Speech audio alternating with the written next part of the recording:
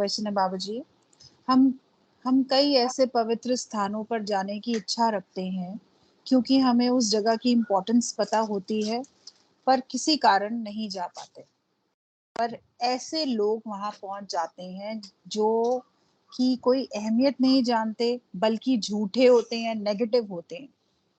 क्यों वहां के गुरु या महापुरुष उन लोगों को बुलावा उन लोगों को बुलावा देते हैं, और जो तड़प में बैठे हैं वो बैठे रह जाते हैं, और ऐसे लोग वहां पहुंच जाते हैं। एक्चुअल हमने एक तरह का ना कंसेप्ट जहन में बिठाया होता है चीजों को अंडरस्टैंड करने के लिए। हम 360 पे जब घूमकर हर एंगल से चीजों को देखेंगे ना, फिर हमें चीजें सारी अपनी अपनी जगह पे जस्टिफाइंग दिखेंगी।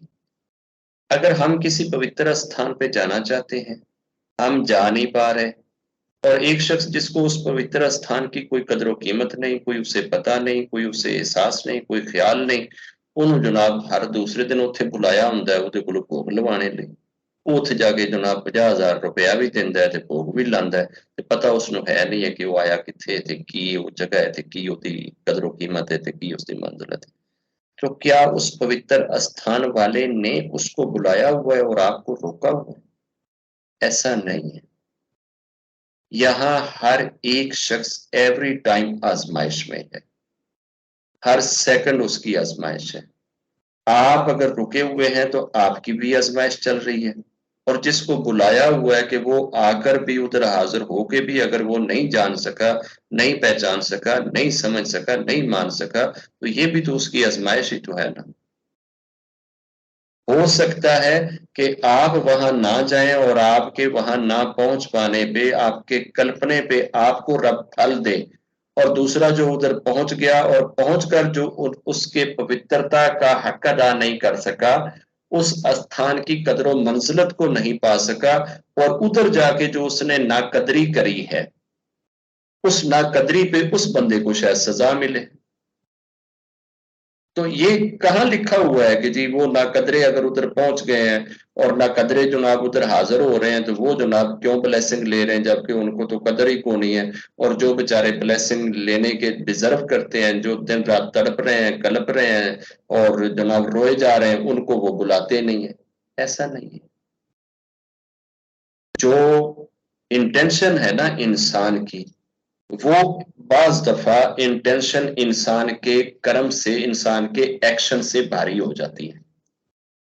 वो चीज आप कर्म करके नहीं पा सकते जो इंटेंशन आपको दिला देती है। एक बंदा था, तो वो रोज जो है ना वो अमृत वेले में उठता था और अमृत वेले में उठकर रब का जाप करता था। वो 6-7 मालाएं जो है ना वो जप लेता था।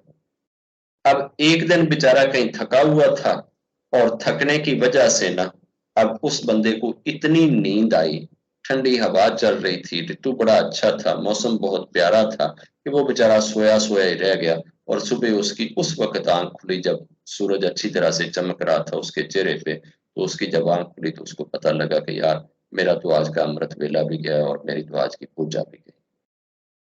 अब भाई साहब उठ गए और उठकर इसने रोना शुरू कर दिया। इतना रोया उस पूजा के छूट जाने पे कि मैं आज पूजा क्यों नहीं कर पाया, किस वजह से मेरी ये पूजा छूटी, कि रब ने उसके खाते में 1,00,000 दिनों की पूजा का फल लिख दिया। जो ये 1,00,000 दिन उसने अमृत वेले में उठना था ना, जो उसने 7 मालाएं जप करनी थी ना, और जितना उसको 1,00,000 दिनों के बाद रिवार्ड या फल मिलना था ना, वो रिवार्ड या फल उसको बगैर उठे हुए, सिर्फ उस कल्पने पे, सिर्फ उस तड़पने पे रब ने उसके खाते में लिख दिया। और जब सैटन ने देखा कि यार इनू ते जाके बगैर ही, इनू ते उठे बगैर ही, सिर्फ कल्पने ते तड़पने दे विच ही इनू जनाब 1,00,000 दिनां दी पूजा दा इनू रिवार्ड मिल गया, फल मिल गया, ते ये ते बंदा ते बड़े फायदे विच चले गया ना। ते सैटन ते इंसान दा कदी फायदा नहीं ना होण दिंदा। सैटन ने भी अपने पट दे उत्ते हथ मार के कहा, लै हुण फिर इस तो बाद तू मेरा पुत्र लग गया ना, जे तू हुण सुता रह गया। ਤੈਨੂੰ ਤੇ ਹੁਣ ਮੈਂ ਸਾਰੀ ਜ਼ਿੰਦਗੀ ਤੂੰ ਨਹੀਂ ਅੰਮ੍ਰਿਤ ਵੇਲੇ ਸਮਝੇਗਾ, ਤੈਨੂੰ ਤੇ ਮੈਂ ਹਮੇਸ਼ਾ ਖੜਾ ਕਰਕੇ ਬਿਠਾਵਾਂਗਾ ਤਾਂ ਕਿ ਤੈਨੂੰ ਸਿਰਫ ਇੱਕ ਦਿਹਾੜ ਦਾ ਹੀ ਫਲ ਲੱਭੇ। ਤੇ ਇੱਕ ਦਿਹਾੜ ਦੇ ਫਲ ਦੇ ਉੱਤੇ ਤੇ ਸੈਟਨ ਦਾ ਕੁਝ ਨਹੀਂ ਵਿਗੜ ਰਿਹਾ ਨਾ, ਉਹ ਤਾਂ ਫਾਇਦੇ 'ਚ, क्योंकि उन्हें पता है कि पता नहीं अगे इन्हें लाख दिन जिंदा रहना भी या नहीं रहना, तो इन्हें मैं क्यों सुता रहने देना। तो हमारे अंदर हिडन में जो इंटेंशन है, जो थॉट, जो सोचें चल रही होती हैं, रब वैल्यू करता है उन थॉट्स को, उन सोचों को, उस इंटेंशंस को। रब जाहिर के ऊपर नहीं करता। ये हमारे पंडितों ने ये जाहिरी तौर पे बनाया जी जी जो एडे ही चंगे होंगे तो फिर उन्होंने जनाब उत्थे फलाने स्थान ते बुला नहीं लिया जाता। मेरे बारे में भी ये 2014 में के 15 में एक बंदे ने यही अल्फाज कहे थे, यही शब्द बोले थे कि जी अगर बाबा विनोद गुरु जी ਨੂੰ ਐਡਾ ਹੀ ਪਿਆਰਾ ਲੱਗਦਾ ਤੇ ਫਿਰ ਬਾਬੇ ਵਿਨੋਦ ਨੂੰ ਗੁਰੂ ਜੀ ਅਸ਼ਰਮ 'ਚ ਕਿਉਂ ਨਾ ਬਿਠਾਉਂਦੇ, ਫਿਰ ਗੌਰਵ ਨੂੰ क्यों बिठाते। बिल्कुल ठीक है, सही कह रहा है वो, लॉजिक है उसकी। मैं तो मानता हूं कि यार मैं तो वाकई इस लायक नहीं हूं कि मुझे जनाब बड़े मंदिर में बिठाया जाए। अब बड़े मंदिर के जो लायक है, देखो गुरुजी ने उसी को बिठाया, बिल्कुल ठीक है। वो मंदिर है ही इस लायक के वहां गौरव बैठे, वो मंदिर इस लायक ही नहीं है कि वहां बाबा बैठे, तो ठीक है। अब जिसने जो जिस तरह से सोचना है, जैसे किसी ने बोलना है, जैसे किसी ने कहना है, वो कहता रहे। मुझे तो इस चीज से कोई परवाह नहीं होती। मैं अभी तक फिजिकली इस वर्तमान में रहते हुए अभी तक मैं बड़े मंदिर में नहीं जा सका, एक दिन भी मैंने हाजिरी नहीं दी। तो क्या ये किसी के पास लिखा हुआ है, किसी ने सर्टिफिकेट ले लिया है कि जो उधर जाकर अभी तक जनाब 1 लाख बार उधर भोग लगा चुके हैं, जो उधर चोले चढ़ा चुके हैं, जो उधर सेवा कर चुके हैं, जो उधर लंगर बांट चुके हैं, जो उधर अपने गिट्टे गोटे सारे रगड़ा चुके हैं, वो जनाब को बहुत आगे निकल गए हैं। ये तो इंसान की इनर सेल्फ की कल्पना के ऊपर है, ये तो तड़पने के ऊपर है, ये तो आपकी उस सोच के ऊपर है, जिस सोच के साथ आप किसी स्थान के साथ जुड़े हुए हैं। अगर उनका जुड़ना इसी चीज पे है तो उनको वो मुबारक, और मेरे अगर जिम्मे जो कुछ मेरे रब ने लगा रखा है, जिस चीज में मैं लगा हुआ मुझे ये चीज मुबारक। ये फैसले तो आगे जाके होने हैं, ये रब ने फैसले करने हैं। मैं ये नहीं कहता कि मैं जनाब उनसे बेहतर हूं, और मैं ये भी नहीं समझता कि वो मेरे से बेहतर है। ये बेहतर कौन है इसका फैसला रब करेगा, ना वो कर सकते हैं ना मैं कर सकता हूं।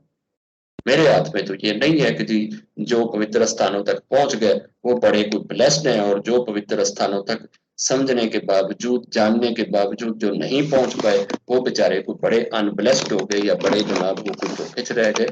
ऐसा कुछ भी नहीं है।